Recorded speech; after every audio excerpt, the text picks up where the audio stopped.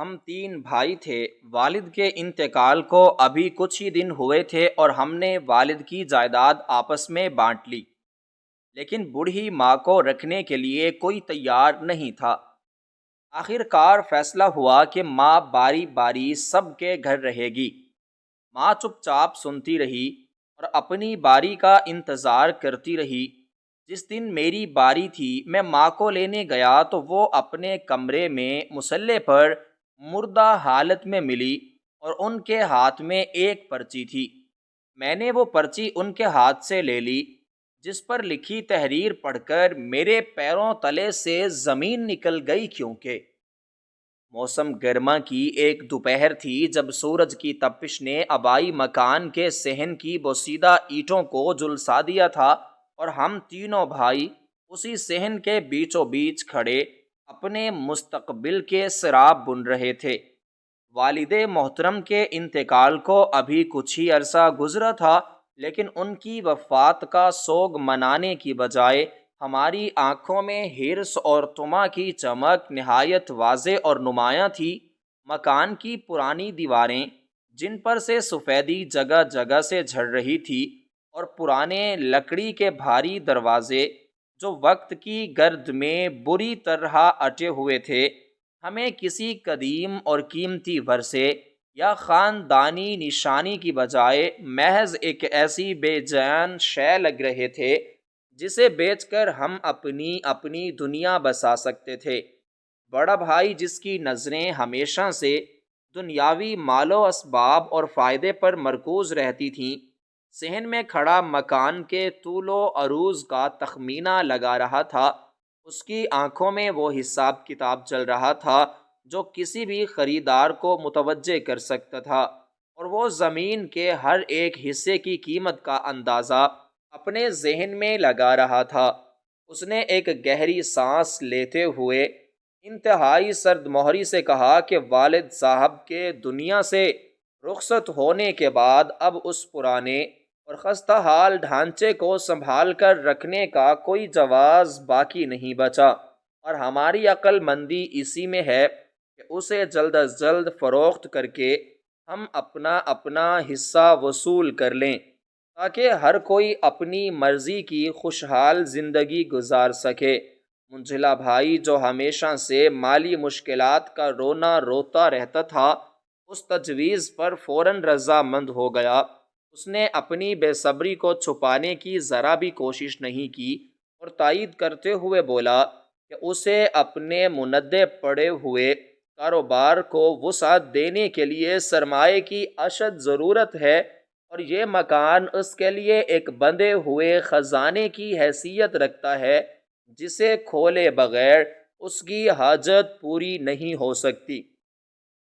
اور وہ مزید غربت برداشت نہیں کر سکتا۔ میں سب سے چھوٹا تھا اور بظاہر خاموشی سے ان دونوں کی گفتگو سن رہا تھا، لیکن حقیقت یہ تھی کہ میرے دل میں بھی بالکل یہی خواہش پل رہی تھی کہ کسی طرح یہ جائیداد جلد از جلد نقد رقم میں تبدیل ہو جائے اور میں بھی اپنی ادھوری خواہشات کی تکمیل کر سکوں۔ ہم تینوں کے ذہنوں میں ایک ہی خاکہ گردش کر رہا تھا، اور وہ اس آبائی مکان کی فروخت سے ملنے والی بھاری رقم کا تھا،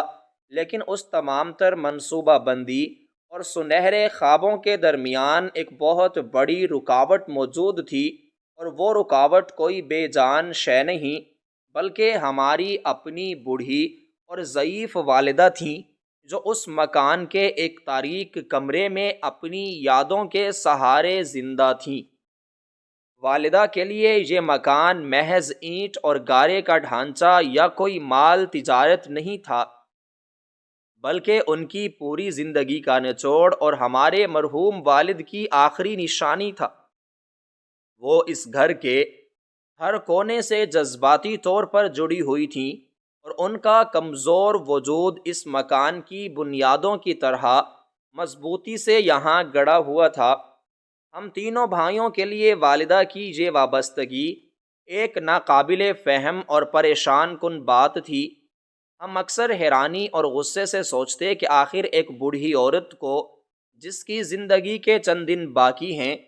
اس قدر بڑے اور ویران مکان سے کیا انسیت ہو سکتی ہے، جبکہ اس کے اپنے سگے بیٹے اس مکان کو بیچ کر اپنی زندگیاں سنوارنا چاہتے ہیں۔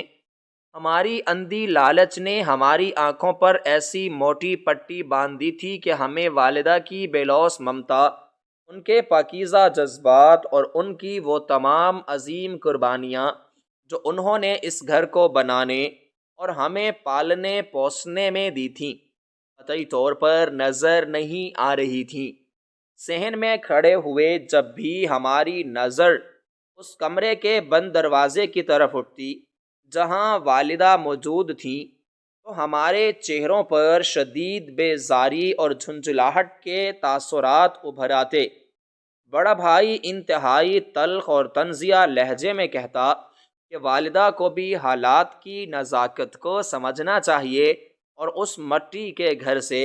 اپنی بیجا اور غیر ضروری محبت کو ختم کر دینا چاہیے، کیونکہ زندہ انسانوں کے اوپر کیا ہو رہا ہے، ان کی سرگرمیاں صرف رات کے اندھیرے میں شروع ہوتی تھیں۔ جیسے ہی محلہ سو جاتا، ان کے گھر میں زندگی جاگ اٹھتی، عجیب سی سرگوشیاں، فرنیچر کے سرکنے کی آوازیں اور کبھی کبھی کسی کے تیز تیز سانس لینے کی آوازیں مجھے سنائی دیتی۔ ایک بار میں نے ہمت کر کے ان سے ملنے کا بہانہ بنایا اور دن کے وقت اوپر گیا۔ میں نے دروازہ کھٹکھٹایا تو کافی دیر تک کوئی جواب نہ آیا۔ پھر کافی دیر بعد دروازہ صرف اتنا کھلا کہ اندر کا منظر دکھائی نہ دے سکے۔ سامنے وہی خاتون کھڑی تھیں۔ ان کا چہرہ زرد تھا، آنکھوں کے گرد گہرے حلقے تھے، جیسے وہ کئی راتوں سے سوئی نہ ہو۔ میں نے پوچھا کہ کیا سب خیریت ہے؟ انہوں نے بڑی گھبراہٹ میں مختصر جواب دیا کہ وہ ٹھیک ہیں، اور دروازہ بند کر لیا۔ اس مختصر ملاقات نے میرے شک کو مزید پکا کر دیا کہ اندر کچھ تو ایسا ہے جو وہ دنیا کی نظروں سے چھپانا چاہتے ہیں۔ میں نے نوٹ کیا، ایک طرف عجیب سی بوجھل خاموشی چھائی ہوئی تھی، لیکن ہمارے ذہنوں کے اندر لالچ کا ایک خوفناک طوفان برپا تھا۔ ہم تینوں باری باری ایک دوسرے کی طرف دیکھ رہے تھے، اور ہماری نگاہوں کا خاموش تبادلہ اس بات کی حتمی گواہی دے رہا تھا کہ ہم کسی بھی قیمت پر اس جائیداد کو جلد از جلد فروخت کرنا چاہتے ہیں، چاہے اس مقصد کے حصول کے لیے ہمیں اپنی بوڑھی ماں کے نازک جذبات کو ہی کیوں نہ کچلنا پڑے۔ وہ دوپہر محض ایک گرم دوپہر نہیں تھی، بلکہ وہ ہماری شدید اخلاقی گراوٹ اور پستی کا ایک ایسا لرزاں خیز منظر تھا جہاں تین سگے بھائی اپنے حقیر دنیاوی مفادات کی خاطر اس ہستی کو یکسر فراموش کر چکے تھے جس کے قدموں تلے رب کائنات نے جنت رکھی ہے۔ مکان کے خاموش در و دیوار شاید ہماری اس بے حسی پر نوحہ کناں تھے، لیکن ہمارے کانوں پر دولت کی ہوس کے دبیز پردے پڑے ہوئے تھے۔ ہم نے اپنے دلوں میں یہ پختہ ارادہ کر لیا تھا کہ اب مزید انتظار کرنا ہمارے بس میں نہیں، اور ہمیں مل کر کوئی نہ کوئی ایسا راستہ نکالنا ہی ہوگا جس سے والدہ اس آبائی مکان کو چھوڑنے پر مجبور ہو جائیں۔ اس وقت ہمیں اس بات کا قطعی طور پر کوئی اندازہ نہیں تھا کہ ہماری یہ جلد بازی اور جائیداد کی یہ اندھی ہوس ہمیں کسی اندھے کنویں کی طرف دھکیل رہی ہے جہاں سے واپسی کا کوئی راستہ اور کوئی امید نہیں ہوتی۔ ہم صرف اور صرف حال کے اس دل فریب سراب کے پیچھے بھاگ رہے تھے جو ہمیں ایک پرکشش اور دولت مند مستقبل کی جھوٹی نوید سنا رہا تھا، اور اس سراب کے پیچھے اندھا دھن بھاگتے ہوئے ہم نے اپنے خون کے رشتوں کی تقدیس اور حرمت کو بری طرح پامال کر دیا تھا۔ لالچ اور طمع کی اس بھڑکتی ہوئی آگ نے ہمارے دلوں سے احترام، مروت اور محبت کے تمام پاکیزہ جذبات کو جلا کر بھسم کر دیا تھا۔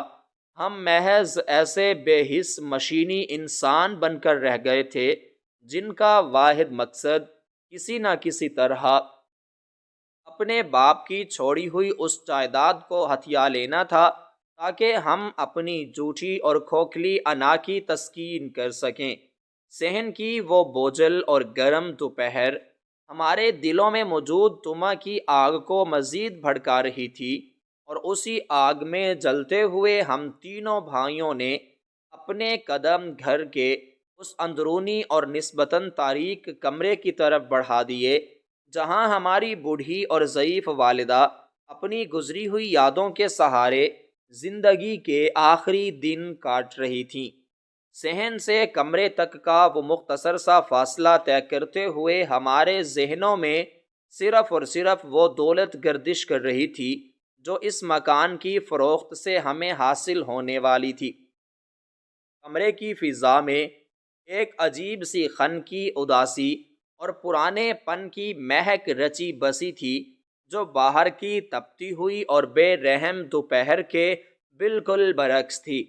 لکڑی کے پرانے اور بھاری دروازے کو بے دردی سے دھکیل کر جب میں نے اندر قدم رکھا تو کمرے کی مدھم روشنی میں مجھے والدہ ایک کونے میں بچھی ہوئی پرانی چارپائی پر بیٹھی نظر آئیں۔ ان کا کمزور اور نحیف وجود اس بوسیدہ کمرے کی تاریکی میں مزید سمٹا ہوا اور بے بس لگ رہا تھا۔ ان کے چہرے کی گہری جھریاں ان تمام بے لوث قربانیوں اور طویل مصائب کی خاموش گواہ تھیں جو انہوں نے اس خاندان کو جوڑ کر رکھنے اور ہمیں پروان چڑھانے کے لیے برسوں تک برداشت کیے تھے۔ لیکن اس وقت میری اور میرے بھائیوں کی آنکھوں پر مادی ہوس اور لالچ کی ایسی دبیز اور کالی پٹی بندھی ہوئی تھی کہ ہمیں ان جھریوں میں چھپی ہوئی ممتا کی کوئی تڑپ یاد رد قطعی طور پر محسوس نہیں ہو رہا تھا۔ میں جو سب سے چھوٹا تھا اور جسے انہوں نے بچپن سے لے کر جوانی تک ہمیشہ سب سے زیادہ لاڈ پیار سے پالا تھا اور میری ہر جائز و ناجائز ضد کو مسکرا کر پورا کیا تھا، آج وہی بیٹا سب سے زیادہ تلخ اور زہر آلود جذبات لے کر ان کے سامنے ایک ظالم کی طرح کھڑا تھا۔ میں نے اپنے ہاتھوں کو بے چینی اور شدید غصے سے ہلاتے ہوئے انتہائی درشت اور بے مروتی پر مبنی لہجے میں ان سے مخاطب ہو کر کہا کہ آخر وہ کب تک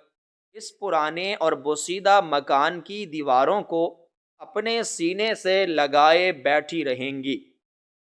میں نے انتہائی بے دردی سے انہیں یہ حقیقت یاد دلائی کہ ہمارے والد محترم اب اس فانی دنیا سے رخصت ہو چکے ہیں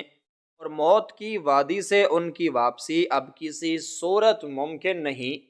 لہٰذا ان بے جان دیواروں اور چھتوں سے ان کی یہ جذباتی وابستگی قطعی طور پر بے معنی اور ہمارے لیے سخت نقصان دہ ہے۔ میں نے اپنی آواز کو مزید سخت اور کرخت کرتے ہوئے ان پر یہ طعنہ کسا کہ ان کی اس بے جا ضد اور اس مٹی کے گھر کو نہ چھوڑنے کی بلا وجہ ہٹ دھرمی کی وجہ سے ہم تینوں بھائیوں کی زندگیاں شدید ذہنی اذیت کا شکار ہو چکی ہیں اور ہمارے وہ جائز حصے رکے پڑے ہیں جن کے نہ ملنے کی وجہ سے ہم اپنی دنیاوی ترقی اور خوشحالی کے سفر میں اپنے دوسرے رشتہ داروں اور دوستوں سے بہت پیچھے رہ گئے ہیں۔ میرے ادا کیے گئے الفاظ کسی تیز دھار خنجر کی طرح سیدھے ان کے کمزور دل پر وار کر رہے تھے، لیکن میری زبان سے نکلنے والا ہر ایک لفظ میری اپنی شدید اخلاقی گراوٹ اور روحانی پستی کی گواہی دے رہا تھا۔ میں نے اپنی حدوں کو پار کرتے ہوئے انہیں یہ تک کہہ دیا کہ وہ اپنی ممتا اور ہمدردی کے دعوے تو بہت کرتی ہیں، لیکن اگر حقیقت کی نظر سے دیکھا جائے تو وہ صرف اپنی ذات اور اپنی پرانی یادوں کے خول میں قید ہو کر رہ گئی ہیں، اور انہیں اپنے جوان بیٹوں کے تاریک ہوتے ہوئے مستقبل اور ان کی روزمرہ کی مالی پریشانیوں کا رتی برابر بھی احساس نہیں ہے۔ میری ان زہریلی اور دل کو چیر دینے والی باتوں کی خاموش تائید میں میرے دونوں بڑے بھائی بھی کمرے کے دروازے کی چوکھٹ پر کھڑے اپنے چہروں پر شدید بیزاری اور اکتاہٹ کے تاثرات سجائے میری ہر بات پر اپنی گردن ہلا کر میری ہاں میں ہاں ملا رہے تھے۔ ان کی وہ خاموش لیکن معنی خیز موجودگی مجھ میں مزید تلخی اور رعونت بھر رہی تھی، اور میں مسلسل اپنی بیمار اور ضعیف والدہ کے نازک جذبات کو بے دردی سے مجروح کر رہا تھا۔ کمرے کا وہ دم گھونٹنے والا ماحول ہماری مشترکہ لالچ اور بے حسی کی بدترین اور بھیانک ترین تصور پیش کر رہا تھا۔ ہم یہ تلخ حقیقت مکمل طور پر فراموش کر چکے تھے کہ جس عظیم ماں کے سامنے آج ہم سینہ تان کر اور آنکھیں نکال کر کھڑے ہیں، اسی شفیق ماں نے ہمیں چلنا سکھایا تھا اور ہماری ہر چھوٹی بڑی خواہش کو اپنی بنیادی ضروریات پر ترجیح دے کر ہمیں اس قابل بنایا تھا کہ ہم آج ان کے سامنے کھڑے ہو سکیں۔ میری باتوں کا تسلسل مسلسل جاری تھا، اور میں انہیں بار بار یہ باور کرانے کی مذموم کوشش کر رہا تھا کہ زندہ انسانوں کی مادی ضروریات اور ان کے پیچیدہ معاشی مسائل اس مٹی اور گارے کے ڈھیر سے کہیں زیادہ اہمیت رکھتے ہیں جسے وہ اپنا آشیانہ اور اپنی کل کائنات سمجھ کر چمٹی ہوئی ہیں۔ میں نے انتہائی سفاکی اور ڈٹھائی سے ان سے یہ بھی کہہ دیا کہ اگر وہ واقعی ہم سے ذرا سی بھی ہمدردی یا سچی محبت رکھتی ہیں تو انہیں فوراً اپنے تمام تر جذباتی خول سے باہر آ کر اس مکان کو بازار میں فروخت کرنے کی کھلے دل سے اجازت دے دینی چاہیے، تاکہ ہم اس منحوس قید خانے سے آزاد ہو کر اپنے اپنے راستے جا سکیں اور حاصل ہونے والی رقم سے اپنی مرضی کے مطابق شاندار زندگیاں گزار سکیں۔ ہماری یہ ساری جگر چھلنی کر دینے والی تلخ کلامی اور مسلسل تانا زنی سن کر اس بوڑھی اور لاچار والدہ کا رد عمل بالکل وہی تھا جو ہمیشہ سے ایک صابر اور شفیق ماں کا ہوتا ہے۔ انہوں نے میرے کسی ایک بھی طعنے کا کوئی زبانی جواب نہیں دیا، اور نہ ہی مجھ پر یا میرے بھائیوں پر کوئی جوابی غصہ اتارا۔ ان کی وہ طویل خاموشی بذات خود ایک بہت بڑا اور دردناک نوحہ تھی، جو ہمارے مردہ اور سوئے ہوئے ضمیروں کو جھنجھوڑنے اور جگانے کے لیے کافی تھی۔ لیکن ہم تو جیسے گوشت پوست کے انسانوں سے پتھر کے بے حس مجسموں میں تبدیل ہو چکے تھے۔ ان کا سفید بالوں والا کمزور سر ندامت اور دکھ سے جھکا ہوا تھا، اور ان کی کمزور اور دھنسی ہوئی بوڑھی آنکھوں سے گرم آنسوؤں کی ایک مسلسل لڑی بہہ کر ان کے جھریوں بھرے اور زرد گالوں کو بری طرح بھگو رہی تھی۔ وہ اپنے لرزتے اور کانپتے ہوئے ہاتھوں سے اپنی پرانی اور بوسیدہ سوتی چادر کے میلو پلے سے بار بار اپنی نم آنکھیں صاف کرنے کی ناکام کوشش کر رہی تھیں، لیکن ان کے وہ خاموش آنسو کسی طور پر رکنے کا نام نہیں لے رہے تھے۔ ان کا وہ خاموش رونا اور بغیر کسی حرف شکایت کے ہمارے تمام زہریلے تانوں کو اپنے سینے پر سہ جانا اس بات کا واضح ثبوت تھا کہ ان کا دل اندر سے مکمل طور پر کرچی کرچی ہو چکا ہے۔ وہ اپنی فراست سے جان چکی تھیں کہ ان کے جگر کے ٹکڑے اب ان کے ہاتھ سے ہمیشہ کے لیے نکل چکے ہیں، اور ان پر دنیاوی طمع اور حرص کا ایسا خوفناک بھوت سوار ہو چکا ہے جسے ممتا کے کوئی بھی آنسو یا کوئی بھی جذباتی واسطہ اب نہیں اتار سکتا۔ انہوں نے اس تمام تر گفتگو کے دوران ایک بار بھی اپنی آنکھیں اٹھا کر ہماری طرف دیکھنے کی جسارت نہیں کی، اور بس خاموشی اور بے بسی کے عالم میں اپنے دل کے خون کو آنسوؤں کی صورت میں بہاتی رہیں۔ ان کی یہ پر اسرار خاموشی اور ان کے یہ گرتے ہوئے بے آواز آنسو ہمارے لیے ایک ایسی خاموش اور تباہ کن بد دعا بن سکتے تھے جو ہماری دنیا اور آخرت دونوں کو بھسم کر دیتی۔ لیکن ان کی بے لوث ممتا پھر بھی انہیں ہمارے لیے کوئی بھی برا لفظ یا کلمہ ادا کرنے سے سختی سے روکے ہوئے تھی۔ کمرے میں ایک ایسی بھاری، کربناک اور دل چیر دینے والی خاموشی چھا گئی تھی جس میں صرف ان کی سسکیوں کی دبی دبی اور گھٹی ہوئی آواز سنائی دے رہی تھی، اور ہم تینوں سگے بھائی اپنی بے حسی، انا اور ڈٹھائی کے بلند و بالا مجسمے بنے اس بوڑھی اور بے بس ہستی پر اپنے لفظوں کے تیز دھار تیر برسانے کے بعد ان کے بہتے ہوئے آنسوؤں سے ذرا برابر بھی کوئی اثر قبول کیے بغیر بس اس بے رحم انتظار میں کھڑے تھے کہ کب وہ اپنے دکھوں سے ہار مان کر ہماری بات تسلیم کریں گی اور اس خاندانی گھر سے اپنا فرضی دعویٰ ہمیشہ کے لیے واپس لیں گی۔ جب اس تلخ اور دل خراش دوپہر کا سورج بالآخر اپنی تمام تر حدت اور بے رحمی سمیٹ کر مغرب کی تاریکیوں میں ڈوب گیا تو اس پرانے آبائی مکان پر ایک عجیب اور پرہول قسم کی خاموشی طاری ہو گئی تھی۔ رات کا اندھیرا جیسے اس گھر کی اداسی کو مزید گہرا کر رہا تھا۔ میرے اور میرے بھائیوں کے تلخ رویوں اور زہریلے طعنوں نے دن بھر جو قیامت اس گھر کے آنگن میں برپا کی تھی، اس کے اثرات اب رات کے سائے میں مزید خوفناک صورت اختیار کر چکے تھے۔ ہم تینوں بھائی اپنی اپنی دنیاوی الجھنوں اور دولت کے لالچ میں گم ہو کر سکون کی نیند سونے کے لیے اپنے کمروں کا رخ کر چکے تھے، اور پیچھے اس ویران اور خستہ حال مکان کے ایک تاریک ترین کونے میں ہماری بوڑھی اور ضعیف والدہ کو ان کے حال پر تنہا چھوڑ دیا تھا۔ ان کے کمرے میں صرف ایک مٹی کے تیل کا دیا یا ایک انتہائی مدھم روشنی والا پرانا چراغ جل رہا تھا، جس کی رستی ہوئی پیلی روشنی کمرے کی بوسیدہ دیواروں پر عجیب و غریب سائے بنا رہی تھی، اور یہ سائے بالکل ان دکھوں اور تکلیفوں کی طرح تھے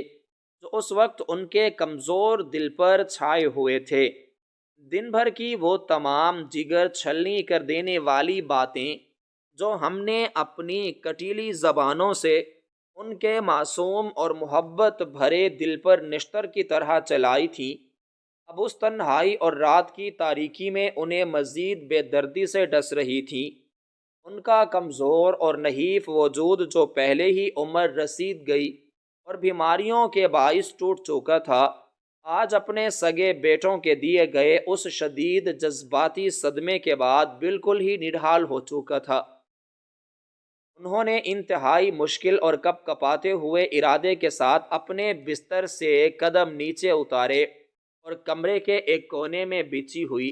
اپنی پرانی اور بوسیدہ جائے نماز کی طرف چل پڑی۔ ان کے قدموں میں لڑکھڑاہٹ تھی، لیکن ان کا ارادہ ایک ایسے سچے اور پختہ یقین پر مبنی تھا جو صرف اور صرف اپنے خالق اور مالک کے سامنے جھکنے پر مجبور کرتا ہے۔ انہوں نے وضو کیا اور نہایت عاجزی اور انکساری کے ساتھ اس مصلی پر کھڑی ہو گئیں جہاں انہوں نے اپنی زندگی کی لاتعداد راتیں اپنے بچوں کی سلامتی اور خوشحالی کی دعائیں مانگتے ہوئے گزاری تھیں۔ آج بھی جب انہوں نے اپنے رب کے حضور سجدے کے لیے اپنا سر جھکایا تو ان کی بوڑھی اور کمزور آنکھوں سے آنسوؤں کا ایک نیا اور نہ رکنے والا سیلاب ابل پڑا۔ ان آنسوؤں میں غصہ یا انتقام کا کوئی جذبہ نہیں تھا، بلکہ ایک ایسی شدید اور ناقابل بیان بے بسی تھی جو صرف ایک ماں ہی محسوس کر سکتی ہے جب اس کی اپنی اولاد اسے بوجھ سمجھنے لگے۔ سجدے کی حالت میں ان کے ذہن کے پردے پر وہ تمام پرانی اور دل فریب یادیں کسی فلم کی طرح چلنے لگیں جب یہ مکان نیا نیا تعمیر ہوا تھا اور ان کے مرحوم شوہر نے کتنی محبت اور محنت سے اس کی ایک ایک اینٹ رکھی تھی۔ انہیں وہ وقت شدت سے یاد آنے لگا جب ہم تینوں بھائی چھوٹے چھوٹے معصوم بچے تھے اور اسی مکان کے صحن میں کھیلتے کودتے اور گرتے پڑتے تھے۔ وہ ہمیں اپنے سینے سے لگا کر ہمارے سارے دکھ درد سمیٹ لیا کرتی تھیں اور خود بھوکی رہ کر ہمارے نوالوں کا انتظام کرتی تھیں۔ لیکن آج وہ سب کچھ بدل چکا تھا، اور ان کی زندگی کی تمام تر ریاضت اور قربانیاں ایک ایسے اندھے کنویں میں گر چکی تھیں جن کا کوئی کنارہ نہیں تھا۔ انہوں نے اپنی تسبیح کے دانوں پر انگلیاں پھیرنا شروع کیں، تو ہر دانے کے ساتھ ان کے دل سے نکلنے والی آہ اس خاموش کمرے کی فضا کو مزید بوجھل کر رہی تھی۔ دیوار پر لٹکی ہوئی ایک پرانی گھڑی کی ٹک ٹک اس رات کی خاموشی میں ایک عجیب سا خوفناک اور فیصلہ کن ساز بجا رہی تھی، جیسے وہ وقت کی اس بے رحمی کا اعلان کر رہی ہو جس نے محبت اور خلوص کو دولت کے قدموں تلے رون ڈالا تھا۔ ان کے ذہن میں بار بار وہ زہریلے جملے گونج رہے تھے جو ہم نے دوپہر کے وقت ان کے چہرے پر دے مارے تھے، کہ کس طرح وہ اس مکان پر قبضہ کیے بیٹھی ہیں اور ہماری ترقی کی راہ میں دیوار بنی ہوئی ہیں۔ یہ الفاظ ان کے لیے کسی تیزاب سے کم نہیں تھے جو ان کی روح کو اندر تک جلا کر بھسم کر رہے تھے، لیکن اس کے باوجود ان کے ہاتھ جب بھی دعا کے لیے اٹھتے تو ان کے لبوں پر ہماری بربادی کا کوئی بد دعا نہیں آتی تھی، بلکہ وہ اپنے رب سے التجا کر رہی تھیں کہ اے میرے مالک، میرے ان نادان بچوں کو اپنی دنیاوی ہوس کے اندھے پن سے نکال دے اور ان کی وہ تمام مشکلیں آسان کر دے جن کی وجہ سے وہ مجھ جیسی کمزور اور لاچار بوڑھی جان کو اپنے لیے ایک بھاری پتھر سمجھنے لگے ہیں۔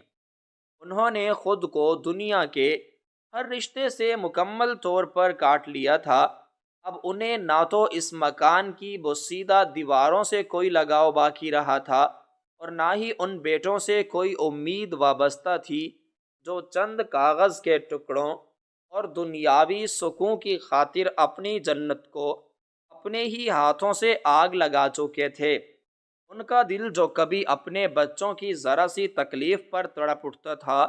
آج ایک عجیب سی سرد مہری اور لا تعلقی کا شکار ہو چکا تھا، کیونکہ جب انسان کے اپنے ہی سگے خون سے اس قدر شدید اور گہرا زخم ملے تو پھر دنیا کی کوئی بھی مرہم اسے مندمل نہیں کر سکتی۔ مصلے پر بیٹھے بیٹھے انہوں نے اپنے لرزتے ہوئے اور کمزور ہاتھ آسمان کی طرف اٹھا دیے، اور ان کے ہونٹوں پر اپنے رب سے مناجات کا سلسلہ شروع ہو گیا۔ ان کی گھٹی گھٹی سسکیوں کے درمیان وہ لفظ ادا ہو رہے تھے جو کسی بھی انسان کا کلیجہ پھاڑ دینے کے لیے کافی تھے۔ وہ اپنے اللہ سے گڑ گڑا کر کہہ رہی تھیں کہ اے میرے پروردگار، میں نے اپنی تمام تر زندگی ان بچوں کی خاطر وقف کر دی، لیکن آج میری ہی ذات ان کے راستے کی سب سے بڑی رکاوٹ اور ان کی پریشانیوں کا سبب بن گئی ہے۔ دنیا کے تمام انسانوں سے مایوس ہو کر اور اپنے خونی رشتوں کی حقیقت جان کر انہوں نے اپنا ہر معاملہ اور اپنا ہر دکھ مکمل طور پر اپنے اللہ کے سپرد کر دیا تھا۔ ان کے دل سے دنیا کی ہر چیز، مکان، جائیداد، دولت اور یہاں تک کہ زندگی کی بھی تمام تر خواہشات مکمل طور پر ختم ہو چکی تھیں۔ وہ اب اس دنیا کے دھوکے اور فریب سے بہت دور جا چکی تھیں، اور ان کی روح ایک ایسی منزل کی طرف اڑان بھرنے کے لیے بےتاب تھی جہاں کوئی دکھ، کوئی تانا اور کوئی لالچ نہیں ہوتا۔ مصلے پر بیٹھے ہوئے انہوں نے اپنے دل کو مکمل طور پر دنیاوی رشتوں کی مہم امیدوں سے پاک کر لیا تھا، اور اب وہ ایک عجیب سے روحانی سکون کی حالت میں داخل ہو رہی تھی جہاں صرف ان کا اور ان کے رب کا تعلق باقی رہ گیا تھا۔ ان کی آنکھیں اب بھی نم تھیں، لیکن ان کے چہرے پر ایک ایسا پر اسرار اور ملکوتی اطمینان چھا رہا تھا جو اس بات کا اعلان کر رہا تھا کہ انہوں نے اس دنیا کو اور اس دنیا کے رہنے والوں کو ان کے حال پر چھوڑ کر اپنے لیے آخری اور ابدی سفر کی تیاری مکمل کی ہے۔ رات کی وہ گہری اور بوجھل تاریکی بالآخر اپنے انجام کو پہنچی، اور صبح کی سفید روشنی نے آبائی مکان کے صحن میں اپنے قدم جمائے۔ سورج کی کرنیں حسب معمول پوری آب و تاب کے ساتھ نمودار ہوئیں، لیکن ان کی وہ تمازت اور روشنی میرے منجمد اور لالچی دل کے اندر جمی ہوئی طمع کی برف کو پگھلانے میں مکمل طور پر ناکام رہی۔ آج میری باری کا دن تھا، یہ سوچ ہی میرے لیے کسی شدید اذیت اور کوفت سے کم نہیں تھی کہ اب اگلے 1 ماہ تک مجھے اپنی بوڑھی اور بیمار والدہ کا بوجھ اپنے کندھوں پر اٹھانا پڑے گا۔ بستر سے اٹھتے ہی میرے ذہن میں بس یہی حساب کتاب گردش کر رہا تھا کہ ان کے ادویات اور خوراک پر میرے کتنے پیسے خرچ ہوں گے، اور میری بیوی جو پہلے ہی ان کی موجودگی سے شدید بیزار رہتی ہے، اس کے طعنے اور شکایات مجھے کس قدر ذہنی کرب میں مبتلا کریں گے۔ میں نے نہایت جھنجھلاہٹ اور غصے کے عالم میں اپنا چہرہ دھویا اور تیار ہونے لگا۔ میرے دونوں بڑے بھائی نہایت چالاکی اور ہوشیاری کے ساتھ اپنے اپنے کاموں پر نکل چکے تھے، اور مجھے اس پرانے گھر میں اکیلا چھوڑ گئے تھے تاکہ میں اپنی باری کے مطابق والدہ کو اپنے ہمراہ لے جاؤں۔ میرے قدموں میں منو وزن بندھا ہوا تھا۔ جب میں اپنے کمرے سے نکل کر اس بوسیدہ اور تاریک کمرے کی طرف بڑھ رہا تھا جہاں گزشتہ رات ہم نے اپنی شقل قلبی اور بے حسی کی تمام حدیں پار کرتے ہوئے اس ضعیف ہستی کو جیتے جی مار دیا تھا، صحن کی اینٹوں پر پڑنے والے میرے قدموں کی چاپ میرے اندر کی شدید بے دلی اور اکتاہٹ کی چغلی کھا رہی تھی۔ میں دل ہی دل میں مسلسل یہ سوچ رہا تھا کہ آخر کب ہماری جان اس روزمرہ کے عذاب سے چھوٹے گی، اور کب ہم اس خستہ حال مکان کو بیچ کر اپنی اپنی دولت کو سمیٹیں گے۔ میں نے انتہائی بے دردی اور درستگی کے ساتھ لکڑی کے اس پرانے اور بھاری دروازے کو دھکا دیا، جس کی قلابوں سے پیدا ہونے والی چرچراہٹ نے صبح کی خاموشی کو بری طرح چیر کر رکھ دیا۔ کمرے کے اندر کا منظر بالکل ویسا ہی تھا جیسا رات کو تھا، لیکن ایک عجیب سی پر اسرار اور نامانوس سی خنکی اور خاموشی نے پورے ماحول کو اپنی لپیٹ میں لیا ہوا تھا۔ روشن دان سے چھن کر آنے والی دھوپ کی اس پتلی سی لکیر سیدھی کمرے کے اس کونے پر پڑ رہی تھی جہاں میری والدہ کی پرانی جائے نماز بچھی ہوئی تھی۔ میری نظر فوراً اسی کونے کی طرف اٹھی، اور میں نے دیکھا کہ وہ اسی جائے نماز پر سجدے کی حالت میں اوندے منہ گری ہوئی ہیں۔ ان کا کمزور اور نحیف وجود اس پرانی سوتی چادر میں مکمل طور پر لپٹا ہوا تھا جو انہوں نے رات کو اوڑھ رکھی تھی۔ میری پیشانی پر غصے اور کوفت کی شکنیں مزید گہری ہو گئیں۔ میں نے انتہائی تلخ اور بیزار لہجے میں انہیں آواز دی اور کہا کہ اب صبح ہو چکی ہے اور انہیں اٹھ جانا چاہیے، کیونکہ مجھے دیر ہو رہی ہے اور مجھے انہیں اپنے گھر لے کر جانا ہے۔ میں نے انہیں یہ بھی طعنہ دیا کہ وہ جان بوجھ کر تاخیر کر رہی ہیں تاکہ مجھے مزید تنگ کر سکیں۔ میری ان تمام تلخ باتوں اور اونچی آواز کا ان پر ذرا برابر بھی کوئی اثر نہیں ہوا۔ وہ بالکل بے حس و حرکت اپنے اسی سجدے کی حالت میں پڑی رہی۔ ان کی اس مسلسل اور پر اسرار خاموشی نے میرے اندر کے غصے کو مزید بھڑکا دیا، اور میں بھاری قدموں سے چلتا ہوا ان کے بالکل قریب پہنچ گیا۔ میں نے جھک کر انتہائی بے دردی سے ان کا کندھا پکڑ کر انہیں ہلایا اور دوبارہ سے سختی سے کہا کہ اب یہ ڈرامہ بند کریں اور میرے ساتھ چلنے کی تیاری کریں۔ لیکن جیسے ہی میرے ہاتھ نے ان کے وجود کو چھوا، میرے جسم میں ایک سنسنی خیز اور خوفناک لہر دوڑ گئی۔ ان کا کندھا برف کی طرح ٹھنڈا اور پتھر کی طرح سخت ہو چکا تھا۔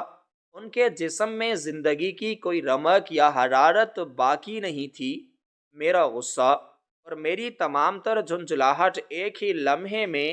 شدید خوف اور صدمے میں تبدیل ہو گئی۔ میں نے گھبراہٹ کے عالم میں ان کے وجود کو سیدھا کیا تو ان کا بے جان چہرہ میری طرف مڑ گیا۔ ان کی آنکھیں بند تھیں اور ان کے چہرے پر ایک ایسا ملکوتی اور ناقابل فہم سکون اور اطمینان چھایا ہوا تھا جو میں نے ان کی پوری زندگی میں کبھی نہیں دیکھا تھا۔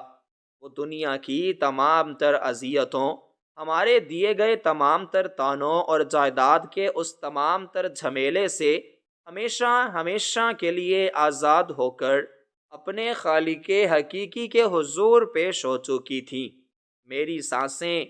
جیسے میرے گلے میں اٹک کر رہ گئیں اور میری آنکھیں خوف کے مارے کھلی کی کھلی رہ گئیں۔ مجھے اپنے ارد گرد کی پوری دنیا تیزی سے گھومتی ہوئی محسوس ہونے لگی،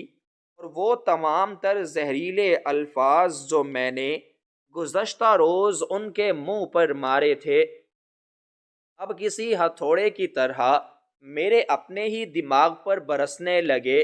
میں بت بنا وہیں مصلے کے پاس فرش پر گر پڑا اور میری نظر اچانک ان کے بے جان دائیں ہاتھ پر پڑی جن کی انگلیاں نصف کھلی ہوئی تھیں، اور ان انگلیوں کے بالکل قریب جائے نماز کے کناروں پر ایک طے شدہ پرچی اور اس کے ساتھ ہی ایک بھاری بھرکم سرکاری دستاویز رکھی ہوئی تھی جس پر کسی محکمے کی بڑی سی مہر لگی ہوئی تھی۔ ان دونوں چیزوں کی موجودگی نے میرے اندر کے خوف کو ایک عجیب سے تجسس اور ہیبت میں بدل دیا۔ مجھے کچھ سمجھ میں نہیں آ رہا تھا کہ وہ ضعیف عورت جو دنیا کے کسی کام کی نہیں رہی تھی، آخر مرنے سے پہلے اپنے پاس یہ سرکاری کاغذ اور یہ نامعلوم پرچی کیوں رکھ کر گئی تھی۔ میرا پورا جسم لرز رہا تھا اور میرے ہاتھ بری طرح کانپ رہے تھے جب میں نے دھڑکتے ہوئے دل کے ساتھ اس پرچی اور اس سرکاری دستاویز کی طرف اپنا ہاتھ بڑھایا۔ میرے ذہن میں ہزاروں خدشات اور وسوسے جنم لے رہے تھے، اور مجھے ایسا محسوس ہو رہا تھا جیسے اس پرچی کے اندر کوئی ایسا ہولناک راز چھپا ہوا ہے جو میری اور میرے بھائیوں کی پوری دنیا کو تہوبالا کر کے رکھ دے گا۔ میں نے کانپتی ہوئی انگلیوں سے اس پرچی کو اٹھایا اور اس کی تہ کھولنے لگا۔ میری آنکھوں کے سامنے اندھیرا چھا رہا تھا اور میرا دل سینے کی پسلیوں کو توڑ کر باہر آنے کی کوشش کر رہا تھا۔ مجھے اس بات کا قطعی طور پر کوئی اندازہ نہیں تھا۔ کمرے کی وہ پر اسرار خاموشی اب ایک طوفان کا پیش خیمہ بن چکی تھی، اور میں اس طوفان کے بالکل مرکز میں کھڑا اس طے شدہ کاغذ کو کھولنے کی جان لیوا کوشش کر رہا تھا، اور میرا سارا وجود ایک انجانے اور نامعلوم خوف کی گرفت میں بری طرح جکڑا جا چکا تھا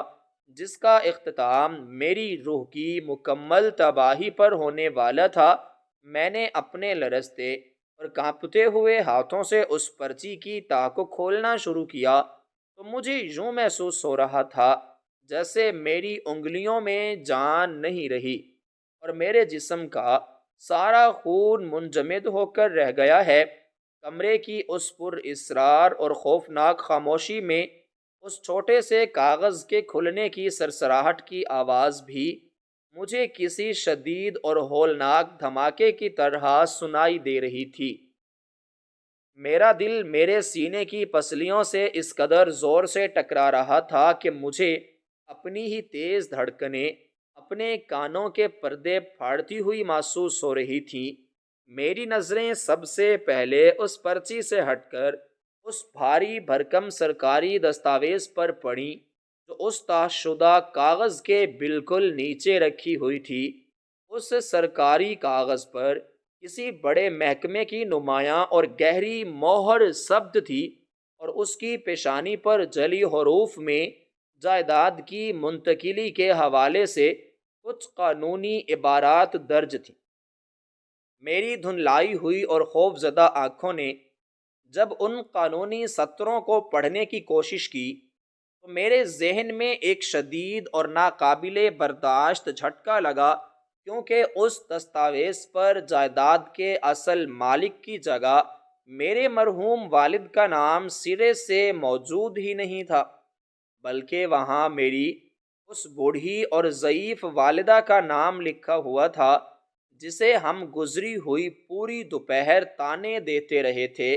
اور جسے ہم اپنے باپ کی جائیداد پر ایک غضب اور بوجھ سمجھ رہے تھے۔ یہ انکشاف میرے لیے کسی قیامت سے کم نہیں تھا۔ میری حیرت اور صدمے کی کوئی انتہا نہیں رہی کہ یہ بوسیدہ اور خستہ حال مکان، جس کے بٹوارے اور فروخت کے لیے ہم تینوں بھائی اندھے ہو چکے تھے، وہ تو کبھی ہمارے والد کی ملکیت تھا ہی نہیں، بلکہ وہ تو شروع دن سے ہی ہماری والدہ کے نام پر تھا اور وہ اس کی واحد اور قانونی مالکہ تھیں۔ یہ تلخ اور لرزاں خیز حقیقت مجھ پر بجلی بن کر گری اور میرے دماغ کی تمام رگیں جیسے پھٹنے کے قریب پہنچ گئیں۔ اس سے پہلے کہ میں اس صدمے سے خود کو سنبھال پاتا، میری کانپتی ہوئی نگاہیں اس چھوٹی سی پرچی کی طرف مڑ گئیں جس پر میری والدہ کی جانی پہچانی لیکن انتہائی لرزتی ہوئی لکھائی میں کچھ سطریں تحریر تھی۔ وہ تحریر ان کے آنسوؤں سے کئی جگہوں سے مٹ چکی تھی، لیکن جو الفاظ وہاں واضح طور پر پڑھے جا سکتے تھے وہ میری روح کو چیر دینے اور میرے وجود کو راکھ کر دینے کے لیے کافی تھے۔ انہوں نے اس پرچی پر لکھا تھا کہ میرے جگر کے ٹکڑوں، میں نے تمہاری کل دوپہر کی وہ تمام باتیں سن لی تھیں جب تم مجھے اپنی زندگی کا سب سے بڑا عذاب اور اپنی ترقی کے راستے کی سب سے بڑی دیوار قرار دے رہے تھے۔ تم جس مکان کے لیے مجھے طعنے دے رہے تھے اور جسے اپنے باپ کی چھوڑی ہوئی وراثت سمجھ کر اس کے حصول کے لیے بے تاب تھے، وہ در حقیقت تمہارے نانا نے میری شادی کے وقت صرف میرے نام پر خریدا تھا اور اس پر تمہارے باپ کا کوئی قانونی حق نہیں تھا، لیکن میں نے کبھی اس بات کا غرور نہیں کیا اور ہمیشہ اسے ایک خاندانی گھر کے طور پر ہی سنبھال کر رکھا۔ مجھے اس بات کا بالکل اندازہ نہیں تھا کہ میرے اپنے ہی خون سے پیدا ہونے والے بچے مجھ پر اس مکان کو بیچنے کے لیے اتنا دباؤ ڈالیں گے اور میری ممتا کو محض چند سکوں کے عوض نیلام کرنے کی کوشش کریں گے۔ انہوں نے مزید لکھا تھا کہ مجھے تمہاری تکلیف اور تمہاری الجھنوں کا احساس ہے، اس لیے میں نے کل شام ہی اپنی تمام تر بیماری اور کمزوری کے باوجود عدالت جا کر اس مکان کی ملکیت تم تینوں بھائیوں کے نام مکمل طور پر منتقل کر دی ہے اور یہ سرکاری کاغذ اسی منتقلی کا حتمی اور قانونی ثبوت ہے۔ اب تم پر اس جائیداد کی فروخت کے حوالے سے کوئی پابندی نہیں اور نہ ہی میری ذات تمہارے راستے میں کوئی رکاوٹ بنے گی۔ میں نے تم تینوں کو یہ مکان خوشی سے سونپ دیا ہے تاکہ تم مجھے مزید بوجھ نہ سمجھو، اور اب چونکہ یہ گھر تمہارا ہو چکا ہے اس لیے میں ہمیشہ کے لیے اس گھر اور تمہاری زندگیوں سے جا رہی ہوں تاکہ تم ہنسی خوشی اور بغیر کسی شرمندگی کے اپنی اپنی دنیا بسا سکو۔ یہ الفاظ نہیں تھے بلکہ وہ پگھلا ہوا سیسہ تھا جو میری آنکھوں کے راستے میرے دماغ اور میرے دل میں اترا جا رہا تھا۔ وہ تحریر پڑھ کر میرے پیروں تلے سے زمین اس طرح نکل گئی جیسے کسی نے مجھے کسی اتاہ اور تاریک کھائی میں دھکا دے دیا ہو۔ میرا سانس رکنے لگا، میرے حلق میں ایک کانٹوں بھرا گولا سا اٹک گیا۔ میں نے بے ساختہ اپنے دونوں ہاتھ اپنے سر پر رکھ لیے اور میرے منہ سے ایک بھیانک اور گھٹی گھٹی چیخ نکلنے کی کوشش کرنے لگی، لیکن میری آواز میرے گلے میں ہی دم توڑ گئی۔ میں نے اپنی پھٹی ہوئی اور وحشت زدہ آنکھوں سے اپنی ماں کے اس بے جان اور پرسکون چہرے کی طرف دیکھا جو دنیا کے ہر دکھ، ہر تانے اور ہر تکلیف سے بے نیاز ہو کر ابدی نیند سو چکی تھی۔ میرے ذہن کے پردے پر وہ تمام مناظر ایک ایک کر کے ابھرنے لگے، جب ہم نے انہیں لالچی کہا تھا، جب ہم نے انہیں بے حس کہا تھا، اور جب ہم نے انہیں اس گھر پر قبضہ جمائے رکھنے کا طعنہ دیا تھا، کیونکہ حقیقت یہ تھی کہ وہ اس گھر کی اصل مالکہ تھیں، اور ہم تینوں ان کے ٹکڑوں پر پلنے والے محتاج اور احسان فراموش لوگ تھے، جنہوں نے اپنی ہی محسنہ کو کاٹ کھایا تھا۔ میری روح پر ایک ایسا ناقابل برداشت اور جان لیوا بوجھ آ گرا تھا، جس کے نیچے میری ہڈیاں اور میرا ضمیر پس کر چورا چورا ہو رہا تھا۔ میرے اندر ندامت اور پچھتاوے کی ایک ایسی خوفناک آگ بھڑک اٹھی تھی، جس کے شعلے مجھے اندر ہی اندر جلا کر کھوئلا کر رہے تھے۔ مجھے یوں محسوس ہو رہا تھا جیسے کمرے کی وہ تمام پرانی اور بوسیدہ دیواریں، جنہیں میں کل تک حقارت کی نگاہ سے دیکھتا تھا، اب مجھ پر کہے لگا رہی ہیں اور میری اوقات مجھ پر واضح کر رہی ہیں۔ میری حالت اس مجرم کی سی ہو چکی تھی، جس کے ہاتھ میں اس کے اپنے ہی سب سے پیارے رشتے کے قتل کا خنجر موجود ہو، اور اسے اپنے دفاع میں کہنے کے لیے ایک لفظ بھی نہ مل رہا ہو۔ میں ان سرکاری کاغذات اور اس دردناک پرچی کو اپنے سینے سے لگائے فرش پر بیٹھا شدت سے ہانپ رہا تھا۔ میری آنکھوں سے آنسوؤں کا سیلاب بہہ رہا تھا، جو میری گود میں پڑی ان دستاویزات کو بھگو رہا تھا، لیکن یہ آنسو میری ماں کی اس قربانی اور ان کی اس اذیت کا 1% بھی دھونے کے قابل نہیں تھے جو ہم نے دی تھی۔ میرا دماغ مسلسل سیں سیں کر رہا تھا، اور مجھے اپنے ارد گرد کی کوئی خبر نہیں تھی کہ باہر صحن میں دھوپ کتنی تیز ہو چکی ہے، یا میرے وہ دونوں لالچی بھائی کب اس دروازے سے اندر داخل ہوں گے، اور جب وہ اس خوفناک حقیقت کا سامنا کریں گے تو ان کا کیا حال ہوگا، ان کے چہروں پر کیا تاثرات ابھریں گے، اور وہ اس حقیقت کو کیسے برداشت کریں گے کہ ہم نے اپنی ماں کی جان لے کر یہ مٹی اور گارے کا ڈھیر حاصل کیا ہے۔ میں بس اسی اذیت ناک کیفیت میں مبتلا ان کاغذوں کو گھور رہا تھا، اور میرے ذہن میں صرف ایک ہی سوال بار بار گونج رہا تھا کہ کیا دنیا کی ساری دولت مل کر بھی مجھے اس ابدی عذاب اور اس لامتناہی شرمندگی سے نجات دلا سکے گی، جو اب میری بقیہ زندگی کا واحد اور بھیانک ترین مقدر بن چکی تھی۔ میرا وجود قرب کے اس عروج پر تھا جہاں موت بھی ایک بہت بڑی نعمت معلوم ہوتی ہے، لیکن میری سزا ابھی شروع ہوئی تھی، اور میری تباہی کا یہ وہ لمحہ تھا جہاں سے واپسی کا کوئی بھی راستہ باقی نہیں بچا تھا، اور میں اس انتظار میں بیٹھا تھا کہ کب دروازہ کھلے گا اور کب یہ ہولناک راز میرے بھائیوں پر بھی آشکار ہوگا۔ وقت جیسے اس تاریک کمرے میں آ کر رک سا گیا تھا، اور میری ہچکیاں اس پرہول خاموشی کو مزید بھیانک بنا رہی تھیں، جب اچانک باہر صحن میں قدموں کی بھاری آہٹ سنائی دی، اور ساتھ ہی میرے دونوں بڑے بھائیوں کی جھنجھلاہٹ بھری آوازیں گونجنے لگیں۔ وہ دونوں نہایت غصے اور بے صبری کے عالم میں مجھے پکار رہے تھے کہ میں نے اب تک والدہ کو لے جانے میں اتنی تاخیر کیوں کر دی ہے، اور ان کا قیمتی وقت کیوں ضائع کر رہا ہوں۔ ان کے قدموں کی آواز تیزی سے اس بوسیدہ کمرے کی طرف بڑھ رہی تھی، اور ان کی آوازوں میں موجود وہی پرانی طمع اکتاہٹ اور بیزاری میرے کانوں کے پردے پھاڑ رہی تھی۔ جیسے ہی انہوں نے اس پرانے لکڑی کے دروازے کو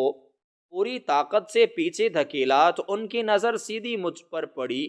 جو فرش پر گھٹنوں کے بل بیٹھا زاروں قطار رو رہا تھا، اور میرے سامنے مصلے پر ہماری ممتا کا وہ بے جان اور برف جیسا ٹھنڈا وجود پڑا تھا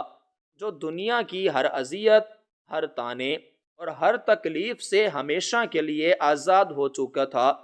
بڑا بھائی پہلے تو مجھے اس طرح زمین پر گرا ہوا دیکھ کر شدید غصے میں آ گیا۔ اس نے انتہائی کرخت لہجے میں مجھے ڈانٹتے ہوئے کہا کہ میں یہ کیا تماشا کر رہا ہوں اور ڈرامے بازی چھوڑ کر جلدی سے اپنا کام ختم کرو۔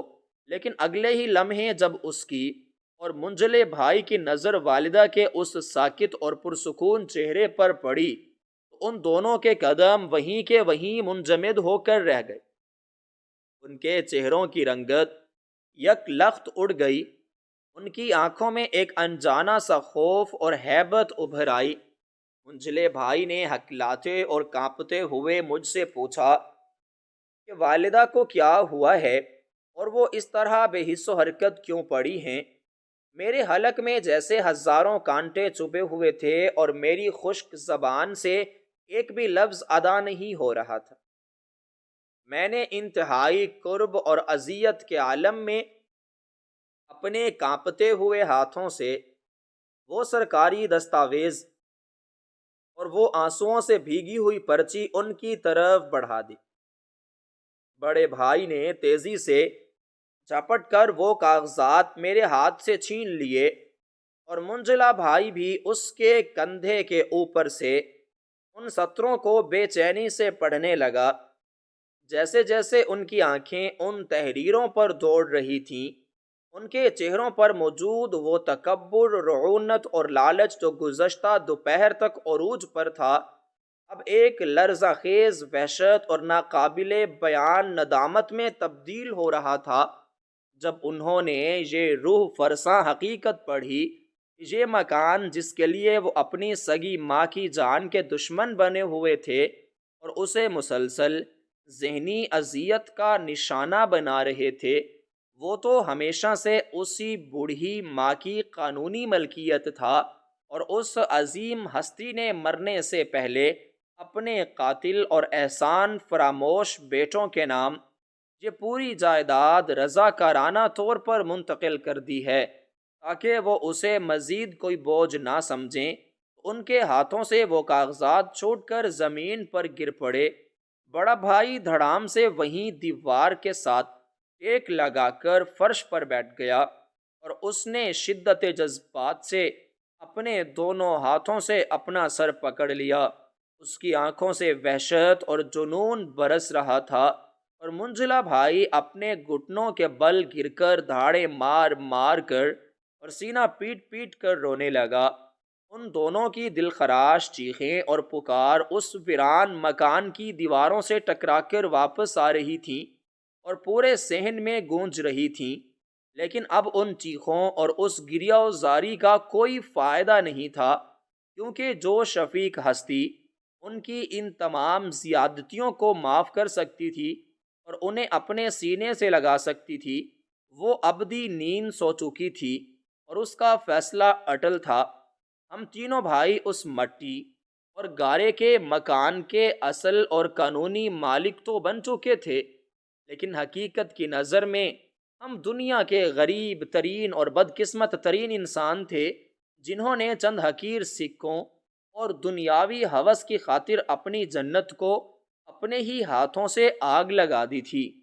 یہ مکان اب ہمارے لیے کوئی خوشحالی کا ذریعہ یا ترقی کا زینہ نہیں رہا تھا،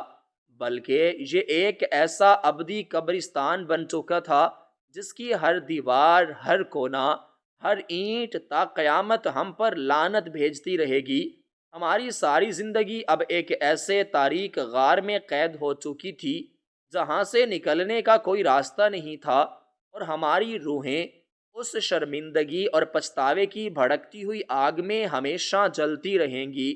جس کا کوئی علاج اور کوئی اختتام نہیں تھا، اور یہی ہمارا اصل اور بھیانک انجام تھا۔